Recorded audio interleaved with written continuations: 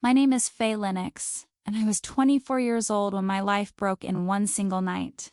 I remember the exact hour, the exact smell, the exact sound my heart made when hope almost left my body. It was a cold evening, and the hospital lights were too bright for the darkness inside my mind. I was sitting on a hard plastic chair in the hallway, my hands shaking, my clothes still wet from the rain.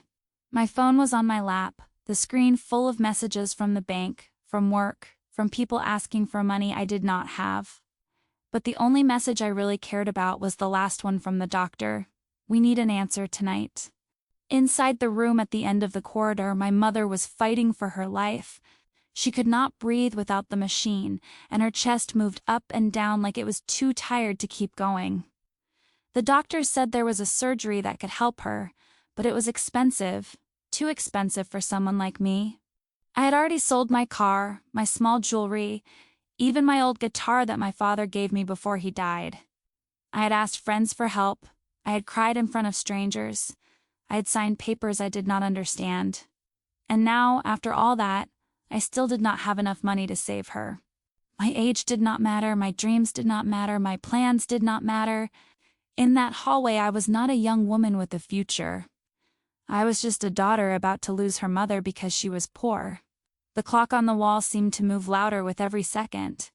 It was like time was screaming in my ears, telling me that I was late, that I was failing. I wanted to run away, but there was nowhere to go. I bit my lips so hard that I felt the taste of blood, but it was still softer than the pain in my chest. My legs felt numb, but my heart was running in circles inside me. Tears burned my eyes, but I tried to blink them away because I was tired of crying. People walked past me with tired faces and coffee cups in their hands. Some of them looked at me with pity. Others did not look at all. The world kept moving, but my world was frozen in that spot. I had no father to call, no rich uncle, no miracle waiting behind a door. All I had was a growing fear that I would have to sign the paper that said we would stop treatment. Just 3 words, but they felt heavier than any mountain. Stop treatment now. I looked down at my phone one more time, hoping that maybe, somehow, some money appeared there, like magic. Of course it did not. The bank app showed the same ugly red numbers, the same cold truth. I whispered to myself, what am I supposed to do? My voice sounded so small in that long corridor. No one answered, and the silence after my question felt even louder than the beeping of the machines. In that moment, I felt something I had never felt before. It was deeper than sadness, heavier than fear. It was the feeling that life was closing a door in front of me and laughing. I closed my eyes and leaned my head against the wall. The paint was cold and it made my skin shiver. For a second, I thought about how easy it would be to just let go, to stop fighting, to stop trying to be strong. But then I saw my mother's face in my mind. Her warm smile, her soft hands, the way she always called me my brave girl when I was little. And I knew I could not give up, not yet, not while she was still breathing. So I did the only thing I had left. I prayed even though I was not sure if anyone was listening. I whispered, please, if there is anyone out there, please help me. I do not care how, I just do not want to lose her. When I opened my eyes, they were full of tears again. I wiped them away with the back of my hand, angry at myself for being so weak. I was about to stand up and walk back into my mother's room when I heard footsteps stop right in front of me. At first, I did not look up. I thought it was just another nurse or maybe a doctor coming to give me bad news. But then I heard a voice, calm and deep, say my name, Faye? My heart jumped like it was trying to escape my chest. I knew that voice. I had not heard it in years, but it still felt like a piece of my past touching my present. I slowly raised my head, and when I saw him, it felt like the world shifted. Just a little. He stood there, tall, in a dark coat, his hair still wet from the rain outside. His eyes found mine, and for a moment, the noise of the hospital disappeared. It was him, the boy who used to share his lunch with me when I had none. The boy who once promised, with a shy smile, that he would always come if I needed him. I never called. I never asked. And yet, in my darkest moment, there he was. For a few seconds I could not speak. My throat felt tight, like the words were stuck there, afraid to come out. He took one small step closer and I saw the worry in his eyes. "Faye, it is really you," he said softly. His voice was a little deeper now, but it still had that same warm sound I remembered from school days. I nodded because my tongue felt too heavy to form a real answer. His name was Noah Hart. When we were teenagers, he used to sit next to me in the back row of the classroom. He was quiet, kind, and a little strange in a sweet way, like he always lived half in his mind and half in the real world. We lost contact after high school. Life pulled us in different directions, and I always thought I would never see him again. But now, in this cold hospital hallway, he was standing in front of me like a memory that refused to stay in the past. "What are you doing here?" I finally asked, my voice low and shaky. He looked around, then back at me, his eyebrows pulling together. "I work here now," he said. "I'm in the financial department. I was checking some files and saw your mother's name, and then I saw yours." My stomach twisted when he said financial department. The word money echoed in my head like a cruel joke. I looked away, embarrassed, as if he could see all my problems written on my face. "I am sorry," he added quickly. "I did not want to scare you. I saw your name and I had to see if it was really you." There was something soft in his tone, something that made my chest hurt in a different way. A way that had nothing to do with fear and everything to do with the past. I tried to smile, but it came out broken. "It is me," I said. "The same Faye, just with more problems and less sleep." He gave a small, sad laugh, and I felt a tiny warmth push against the cold inside me. His eyes moved to the door at the end of the corridor. "Your mother is in there, right?" he asked. I nodded again, and my throat started to burn. "They told you about the surgery?" He continued gently. "Yes," I whispered. "They told me the price too." I tried to make it sound like a joke, but my voice trembled on the last word. He looked at me for a long moment, and there was something like a war in his eyes, like he was fighting with himself about what to say next. I wrapped my arms around my body, as if I could hold myself together with just my hands. "Faye," he said slowly, "I saw your file. I know you cannot pay." The shame hit me like a wave. I felt my cheeks burn, and I wanted the floor to open and swallow me. "You have debts, and your job situation is difficult," he continued carefully. "I should not say this, but the hospital has rules. They need a decision soon. That is why the doctor pushed you." I stared at the floor, my vision blurry with tears. "I know," I answered. "They want me to sign a paper. If I do not sign for the surgery, my mother—" The word "dies" refused to leave my mouth. It stayed there, heavy, like a stone. He took another step closer, and now I could smell the rain on his clothes, mixed with the sterile smell of the hospital. "Faye, look at me," he said. I did not want to, but something in his tone made me obey. When our eyes met again, his were full of something I could not name. It was not just pity. It was deeper, like he was holding some secret inside him. "You remember what I told you once?" he asked. I frowned, confused. "We were 13, he continued. "You were crying behind the school because some kids made fun of your shoes.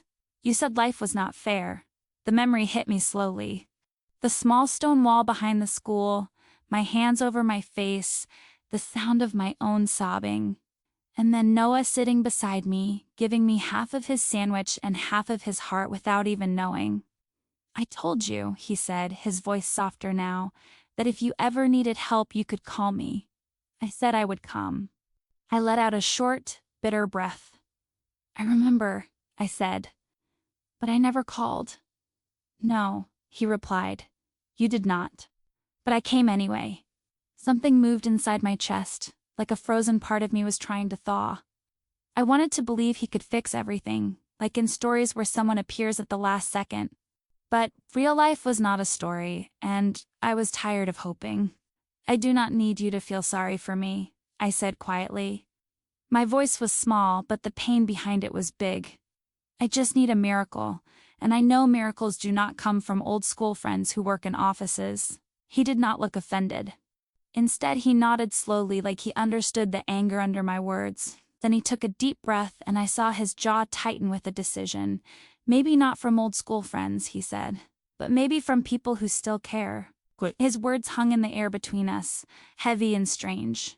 I blinked, not sure what he meant. "What are you saying, Noah?" I asked. He looked down at his hands for a second, then back at me. His next words did not sound like a casual offer. They sounded like a door opening in a burning house. "I can help you, Faye," he said. "I can pay for the surgery." The world seemed to stop. The nearest machine beeped. A nurse laughed softly at the far end of the hallway. Someone pushed a cart past us. But inside my head there was only a loud, empty silence. You what?" I whispered. I could barely hear my own voice. My heart was beating so fast that it hurt. "I can cover the costs," he repeated, slower this time, as if he wanted every word to be clear. "I have access to certain funds, and I have my own savings. It will not be easy, but it is possible. Your mother does not have to die because of money." My first reaction was not joy. It was suspicion, fear, confusion. Nothing in my life ever came for free, and help always had a price, even when people did not say it out loud. "Why?" I asked, my eyes narrowing without me noticing. "Why would you do that for me after all this time?" My hands shook more now than before. Swallowed, his Adam's apple moving slowly. "Because you're not just someone to me, Faye," he answered. "You never were. And I cannot stand outside and watch you lose everything when I know I can do something." My chest felt too tight for my lungs. His words were kind, but they also scared me, because they opened a door to another kind of pain. The pain of owing someone too much. Noah took another breath and added, "But there is something you need to know before you say yes." My heart dropped. Of course there was something. Of course there was a condition. Nothing in my life was simple. I stared at him, afraid to ask, but more afraid not to. "What is it?" I said. My voice was just a thin line of sound. He looked straight into my eyes, and for the first time that night, I saw a shadow of its own pain there. "If I do this," he said, "it will change everything for you, and for me. I cannot just give you the money. The only way I can make this happen is if you agree to something big." He paused, and the silence after his words felt heavy enough to crush me. In that second, I knew my life was about to be divided into two parts, before his offer and after it. And I also knew that, whether I liked it or not, he was becoming my only hope. When he said those words, the hallway felt colder. My breath slowed down and the lights above us flickered like they were thinking too. I stared at Noah, waiting for him to explain, but he stayed silent for a moment, like he was trying to choose the right way to hurt me the least. "What do you mean?" I asked again, my voice shaking even more now. He took a small step back, as if he needed space to breathe. His hands went into the pockets of his coat, and I could see the tension in the way his shoulders lifted. "The hospital has programs," he said slowly. "Emergency funds, charity funds, sponsor funds, but they all have rules, strong rules." He looked down at the floor before finishing. "And none of those rules allow paying for a surgery like your mother's, unless the patient has a legal support system, someone who takes responsibility." I blinked. "I am her daughter," I whispered. "I am already her support." He nodded softly. "Yes, but the hospital does not accept emotional responsibility. They want something legal. Someone stable, someone with a higher income, someone they consider safe." There was a quiet pain in his voice that made my stomach twist. I understood what he was saying, but I did not want to believe it. It sounded like life was playing with me again, giving me a small light and then covering it with its hand. "So what are you saying?" My voice broke on the last word. He lifted his eyes to mine, and the hallway felt too small for both of us. "I cannot put the surgery under your name," he said, "but I can put it under mine." A part of me felt hope rise like a flame. The other part felt a cold hand on my heart. "I can take full responsibility," he continued, his voice deep and slow. "I can sign the legal papers. I can use my status and my income. I can cover everything." But the hospital will not allow me to do this as a simple acquaintance. The word hit me. Acquaintance. He was right. We were not close. Not anymore. We were two adults who used to be children together. So, what does the hospital want? I asked, scared of the answer. He hesitated before opening his mouth. They need proof that I am bound to you. That I am officially connected to your family. That your mother's life is my responsibility too. I felt the blood drain from my face. The truth was coming. I could hear it already, standing behind his lips. Noah, I whispered. What do they want you to be? He swallowed, then said the words slowly, like they were made of glass. They want me to be your husband, Faye. My heart stopped for a second. My fingers turned cold. It was like the air disappeared between us.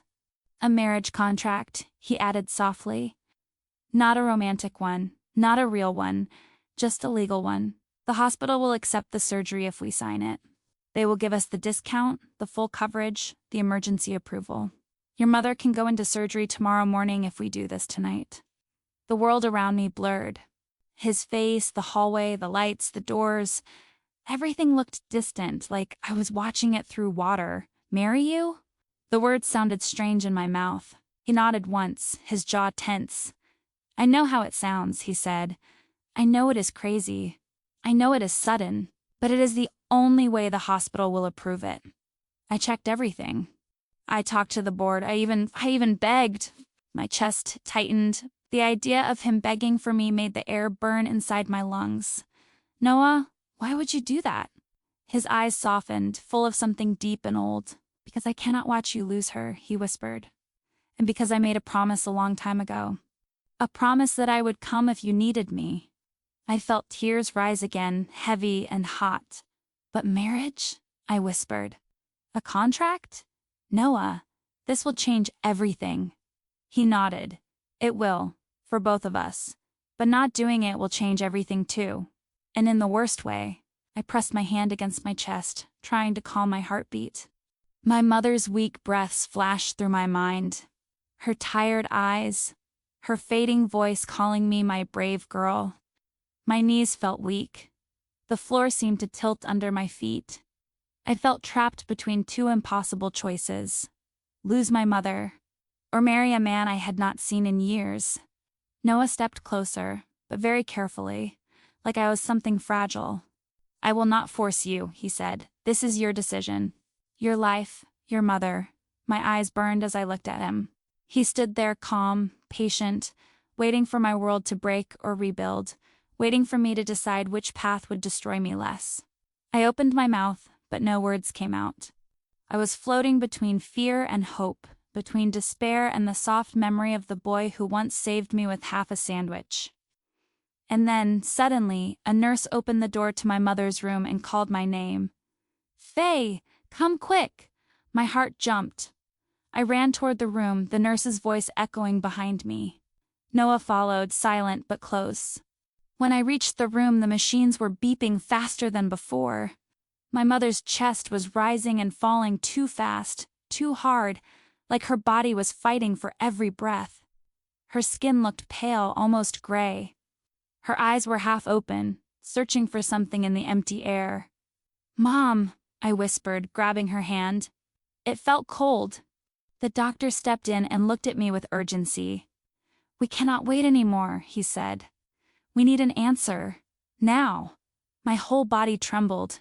My eyes moved from my mother to Noah, and back to her again. He stood behind me, his presence calm but heavy. I could feel his heartbeat through the silence. I could feel the decision waiting like a cliff in front of me.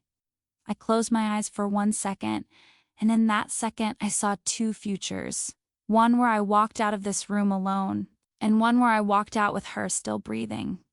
When I opened my eyes again, my voice was just a whisper, but it was enough to change everything. Noah, I said softly, I think I know my answer.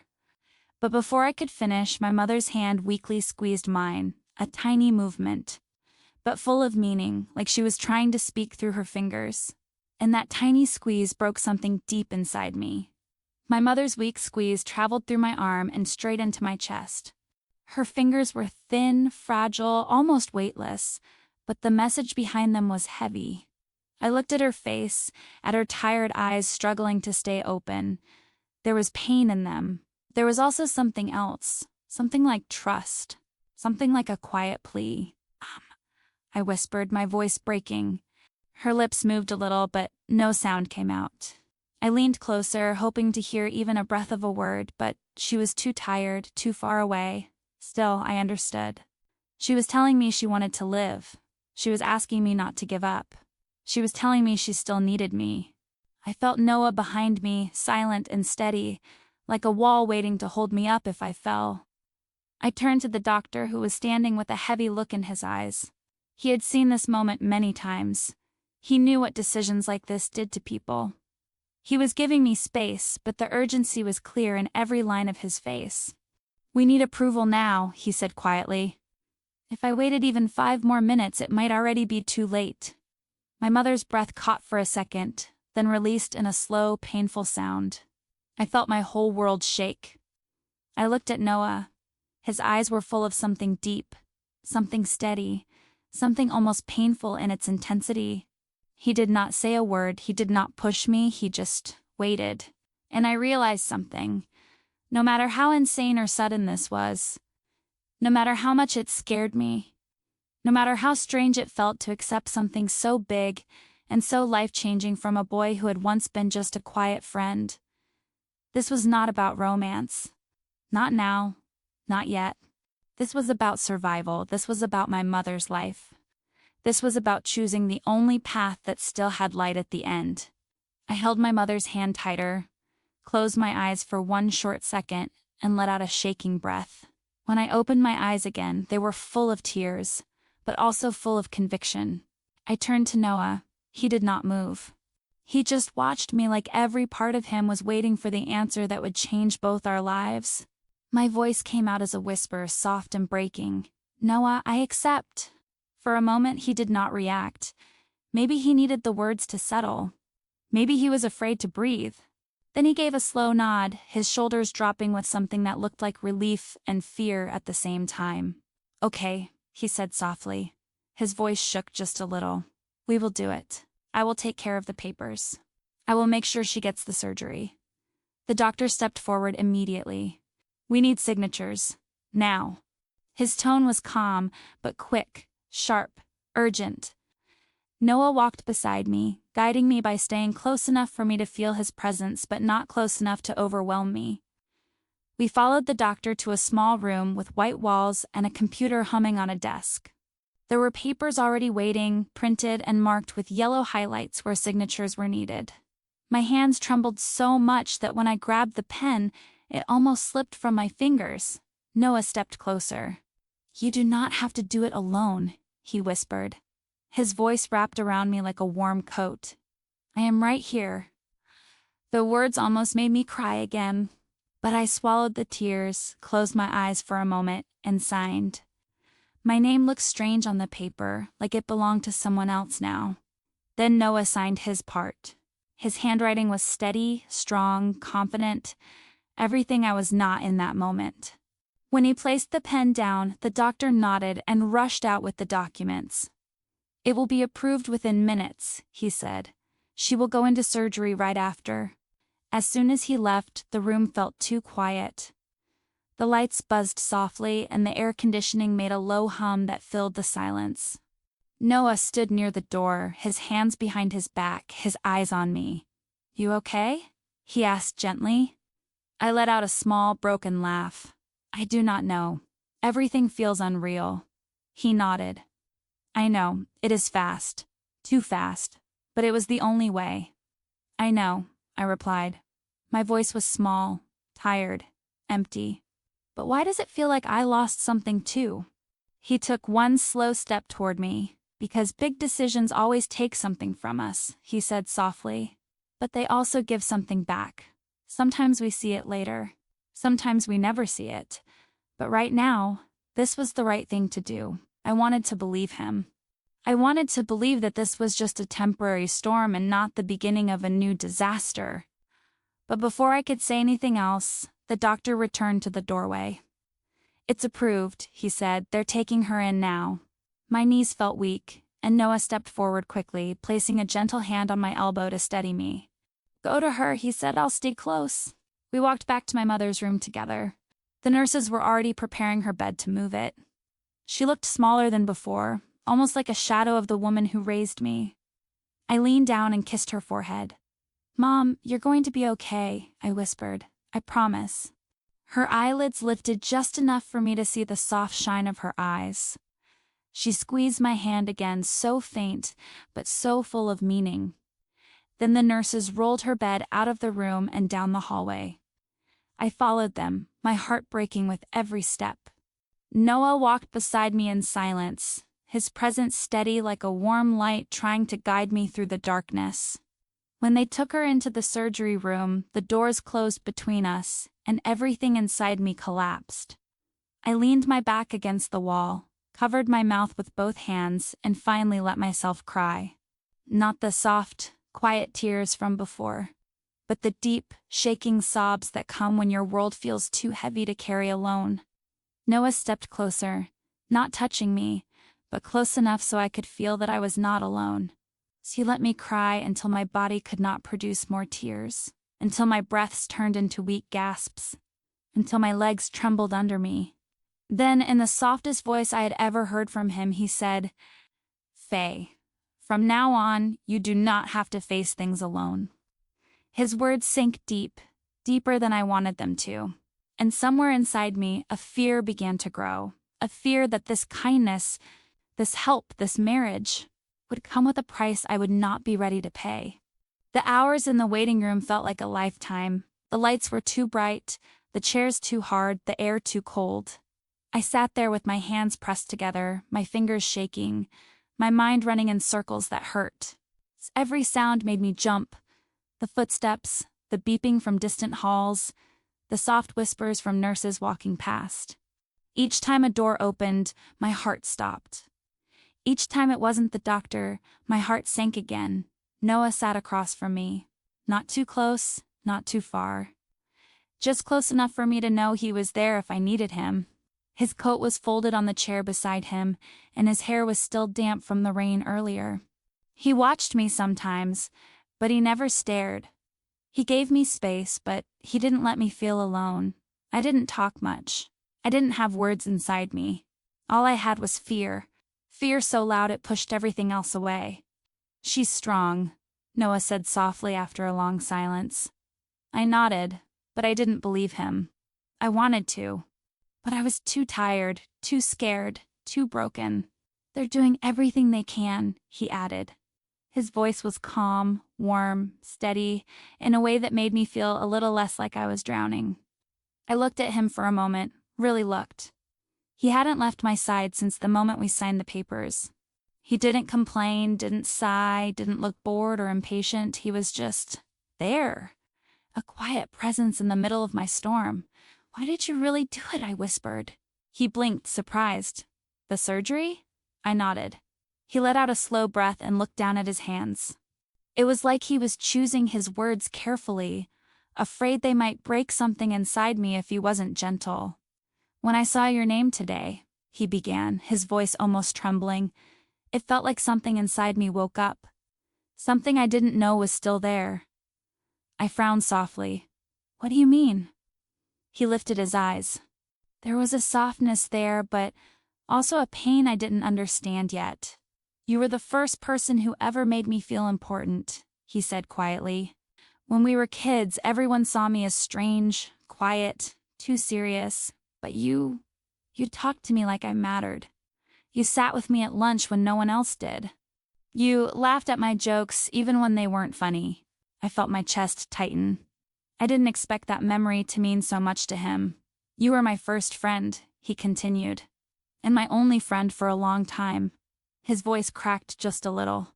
Not enough to fall apart, but enough that I heard the truth behind it. "But after school, life took us apart, and I thought maybe you forgot me." He lowered his eyes again. "Guess I never forgot you." Something warm and painful bloomed inside me. I didn't know what to say. I didn't know how to hold the weight of his words. I didn't know how to carry someone else's memories when my arms were already full of fear. Noah, I whispered. But he shook his head softly. I didn't help you because I expect something from you, he said quietly. I didn't do it for a reward. I did it because you were crying in a hallway, alone, and I couldn't walk away. My eyes burned again and I looked away before tears could escape. I didn't want pity, but this didn't feel like pity. It felt complicated, strange, dangerous in a soft, emotional way. Before I could answer, the door opened. The doctor stepped out with tired eyes and a serious expression. My breath caught in my throat. Noah stood up beside me. We both waited. We didn't breathe. She made it through the surgery, the doctor said. The relief hit me so fast that my knees almost gave out. I let out a broken gasp and pressed my hand to my mouth. She's stable for now, he continued, but she will need careful monitoring. The next 24 hours are important. I nodded too fast, too desperate. Yes, anything. I'll do anything. He gave a gentle smile and told me I could see her soon. As he walked away, my entire body softened with the weight of the last hours leaving me all at once. I sat down before I fell. Tears rolled down my cheeks, but for the first time they were not full of sorrow. Noah sat beside me. He didn't speak. He didn't touch me, he just let me breathe. Let me collapse quietly. Let me exist without having to pretend I was fine.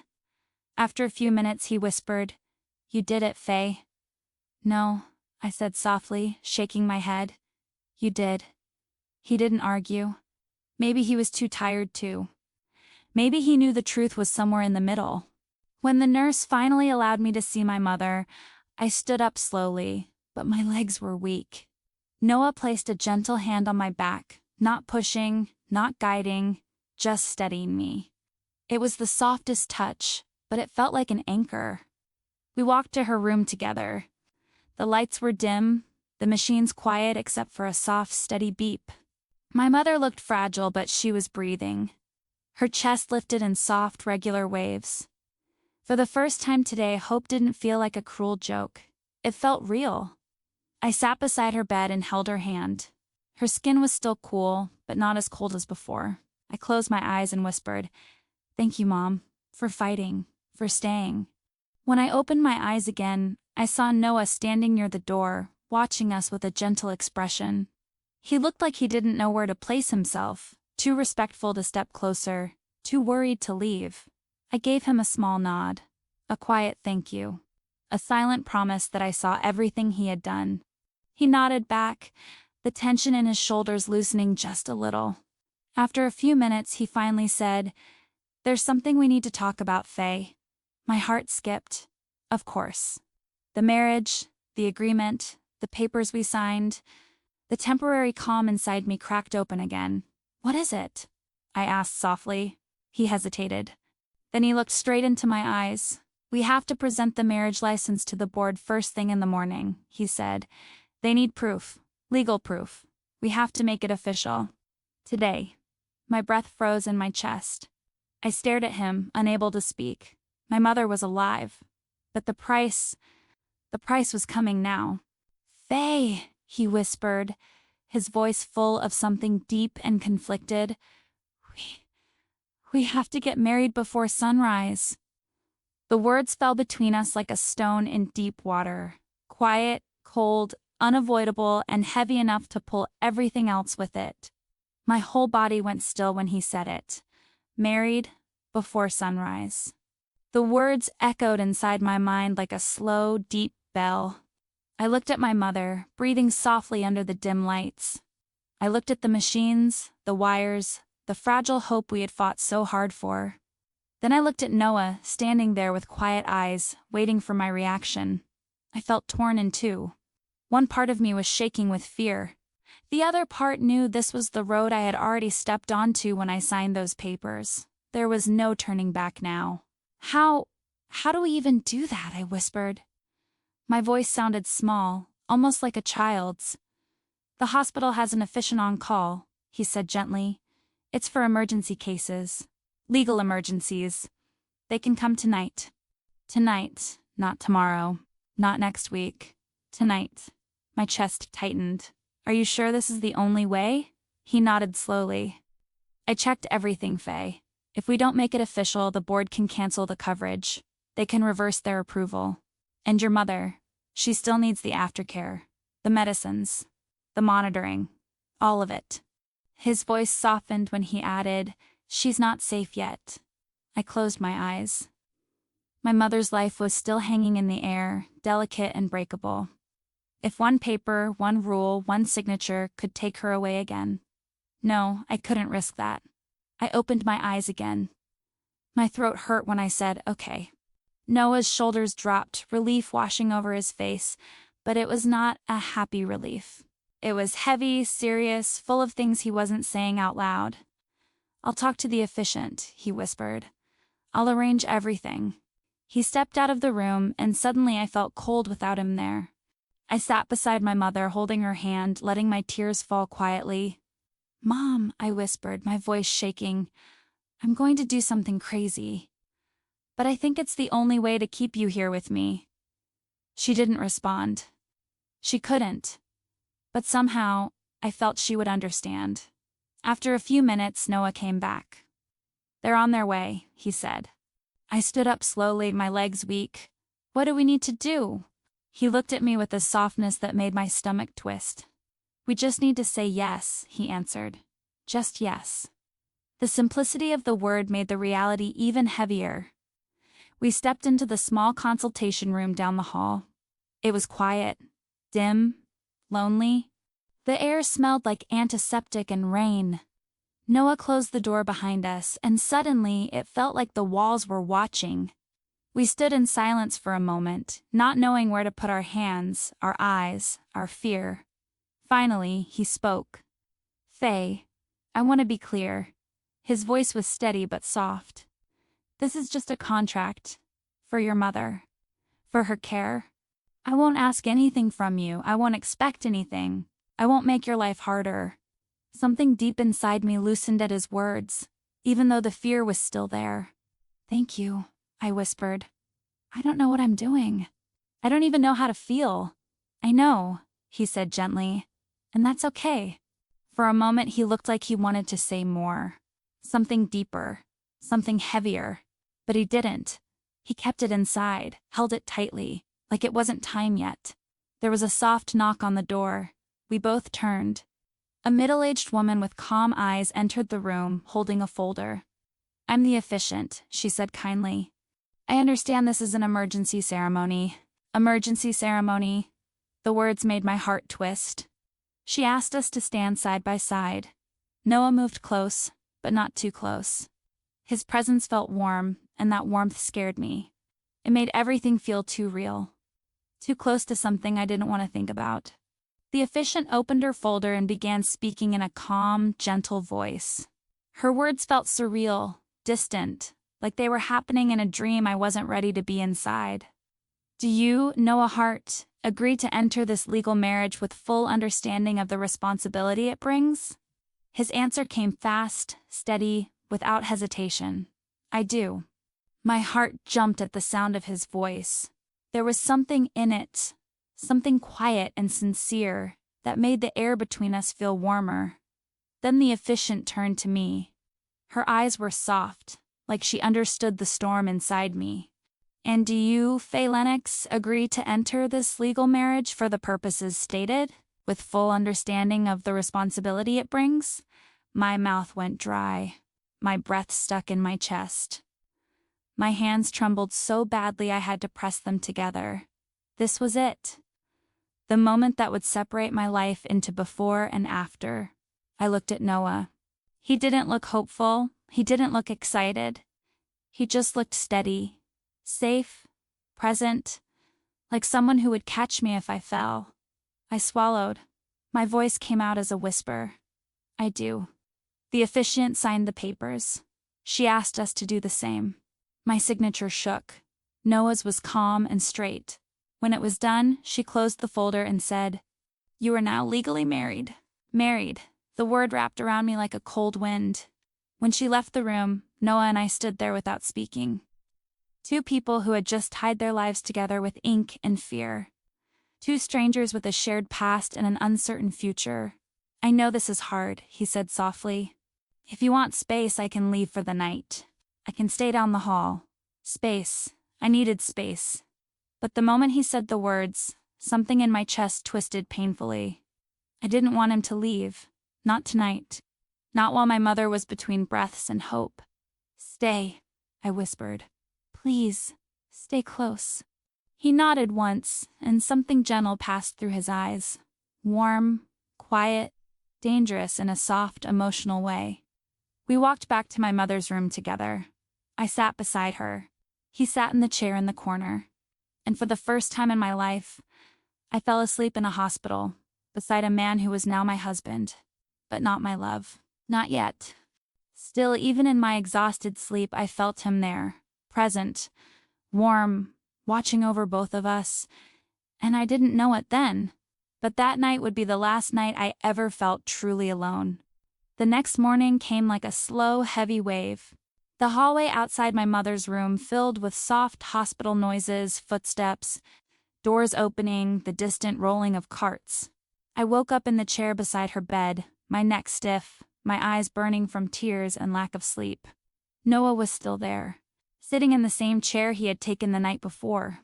His coat draped over the back, his arms crossed loosely, his head tilted down as he slept lightly. He looked tired, almost fragile, but also calm in a way I couldn't understand. For a moment, I just watched him. Watched the way his chest rose and fell slowly. Watched the soft shadows under his eyes. Watched the quiet strength in him. He had stayed. The whole night. He didn't move, didn't ask for anything, didn't leave me alone. And something inside me felt warm. Warm in a way that scared me. When he opened his eyes, he looked confused for a second. Then he saw me watching him, and his expression softened. "Morning," he whispered. His voice was rough, tired, warm. "Morning," I whispered back. I didn't know why my heart beat faster when he smiled faintly. We both turned when the doctor entered. He checked the machines, the numbers, the rhythm of my mother's breathing.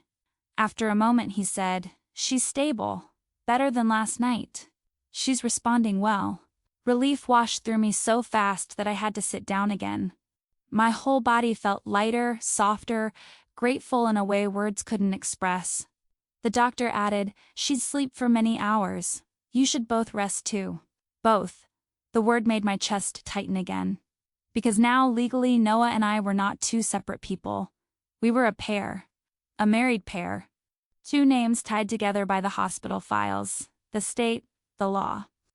When the doctor left, I looked at Noah, unsure of what came next. He rubbed the back of his neck and said, "There are formalities. Things we have to deal with today. The board wants confirmation. The system needs our documents. We need signatures, meetings, paperwork." I sighed deeply. I don't know how to face all of that. "You won't face it alone," he said simply. His voice made me feel something dangerous again. Hope. Warmth. I tried to stand, but my legs were still weak. Without a word, Noah stepped closer, offering me his arm. I hesitated. Then I took it. His arm was warm, solid, safe. The day moved fast, too fast. We went through offices, windows, signatures, confirmations, legal forms. People congratulated us, not knowing the truth. Each time someone said congratulations on your marriage, my heart tightened. Not because I was ashamed, but because I didn't know how to carry this new reality. Sometimes Noah walked beside me in silence. Sometimes he explained things gently so I wouldn't get overwhelmed. Sometimes he looked at me like he wanted to say something deeper. But he always stopped himself. Always. By the afternoon, everything was done. We were officially recognized as husband and wife in every system, every file, every law. But my heart didn't know what to do with that information. Not yet. When we returned to my mother's room, the nurse smiled and said she had woken up briefly while we were gone. "She's still weak, but she asked for you," the nurse said gently. My heart raced. I rushed to the bedside. My mother was half awake, breathing softly, her eyes opening in small, slow blinks. Mom, I whispered, taking her hand carefully. She opened her eyes fully when she heard my voice. Her lips moved. Faye. Tears filled my eyes so fast I barely had time to blink them away. I'm here, I whispered. I'm right here. She looked past me toward the door, toward Noah, who stood there quietly, his hands folded in front of him. Her eyes softened as if she saw something she understood before I did. Her lips moved again. Is that? I nodded slowly. Yes, he's my husband. The word felt strange on my tongue, strange and heavy. My mother's eyes filled with tears. She squeezed my hand weakly. Good girl, she whispered, her voice thin like paper. You deserve someone good. Her words broke something open inside me. Something warm, painful, beautiful, confusing. I pressed my forehead to her hand and cried softly. Behind me, I felt Noah step closer, but closer, not too close. Close enough to show he was part of this now. Part of my life, my fear, my hope. That night, when the nurses dimmed the lights and asked everyone to rest, Noah and I stepped into the quiet hallway. The air felt heavier now. Not scary heavy, emotional heavy. Like we were standing at the start of something we didn't understand. Thank you, I said softly, turning to him, for everything. He looked at me with eyes that seemed full of 1,000 unsaid things. You don't have to thank me, he whispered. I just want you to be okay. His words made my throat tighten. But something else happened too. A warmth spread inside my chest, quiet and slow, like a sunrise creeping over a dark horizon. I didn't say anything else. I didn't know how. I just stood there beside him, two people tied together by fate and choice and desperation. Two people trying to understand what they were now. And as the night settled around us, soft and quiet, I realized something frightening and beautiful at the same time. I didn't feel alone anymore. The next days passed in a slow, fragile rhythm. My mother's strength returned little by little, like a small flame protected from the wind. She slept most of the time, but every time she opened her eyes she smiled at me. A soft smile, a tired smile, but a real one, a smile that said she was still here. Noah stayed close. Not beside me every second, but always near. He brought coffee when I forgot to eat. He talked to doctors when I was too tired to understand their words. He sat in the room with a quiet presence that made the fear less sharp, less loud. One evening, when my mother was stable enough to rest alone, Noah and I walked outside for some fresh air. The hospital garden was empty, lit only by small lamps and the silver glow of the moon. The air was cool and soft against my skin. I breathed deeply for the first time in days. Noah walked beside me with slow steps, hands in his pockets. We didn't speak at first. The silence wasn't heavy. It felt gentle, almost warm, like something new was being born quietly between us. Finally, he whispered, "How are you feeling?" I thought about the question, about everything. About the fear, the hope, the marriage, the long nights, the tears, the confusion. I don't know, I said. I feel grateful. I feel scared. I feel lost. I feel different. He nodded, accepting every word like it was something sacred. I feel different too, he said softly. We stopped near a small bench under a tree and I sat down. He sat beside me, leaving a soft, respectful space between us. The night air made my heart feel open in a way that scared me. Noah, I whispered, I don't know what we are now. His breath caught, just a little. I don't know either, he said honestly. But we don't have to decide tonight. I stared at my hands, at my fingers, at the wedding band, simple, thin, silver resting on my ring finger. A ring that represented a decision made in fear and love at the same time. I didn't think something like this would ever happen, I whispered. He looked at me gently. Neither did I. The wind brushed softly against my face and something fragile inside me loosened. Tears filled my eyes again, but not the same tears as before, not tears of despair, not tears of fear, but something quieter, something softer. I'm sorry, I said, for everything. for dragging you into my problems, for making you do something this big. But he shook his head before I even finished. No, Faye, you didn't drag me anywhere. I chose this. I chose to help you. I chose to be here. His words fell deep into me, deeper than I expected. I looked at him, but I couldn't speak. My voice was gone. My breath was gone. Only my heartbeat remained, loud and full. Noah looked down at his hands, then back at me. There's something you should know, he whispered.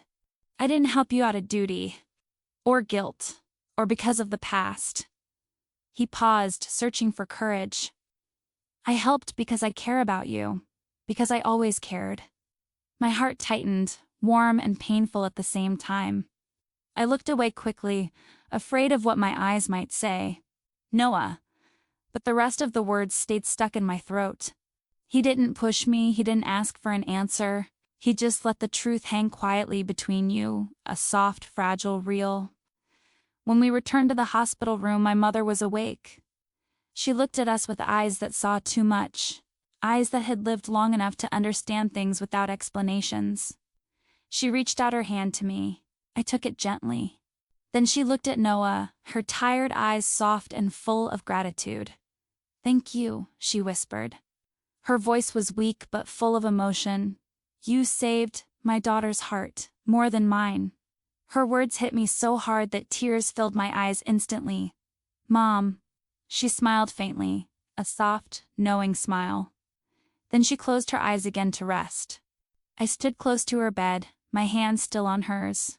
Behind me, Noah stood quietly, as if he didn't want to disturb the moment. Hours later, when she fell into a deep, calm sleep, I stepped out into the hallway.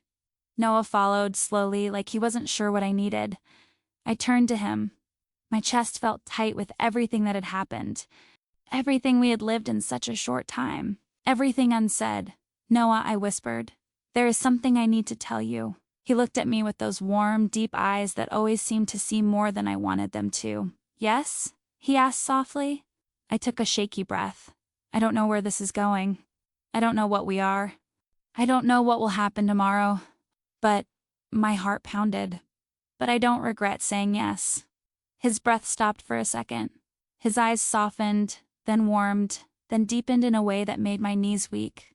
I don't regret it either, he whispered. We didn't touch. We didn't kiss. We didn't make promises we weren't ready for. But we stood there, facing each other, breathing the same quiet air. Two broken souls held together by fate, fear, and a decision that changed everything. Marriage had saved my mother's life. But it had also opened a door inside my heart. A door I didn't know I was still capable of opening. And when Noah smiled, soft, warm, a little shy, I felt something new begin to grow inside me. Slowly, carefully, tenderly, something like hope. Real hope. The kind you don't choose. The kind that chooses you. And for the first time since that terrible night, my darkest moment didn't feel so dark anymore. Because he was there. Because he stayed. Because he became my only hope. Not just in the hospital, not just in fear, but in the quiet, fragile possibility of love.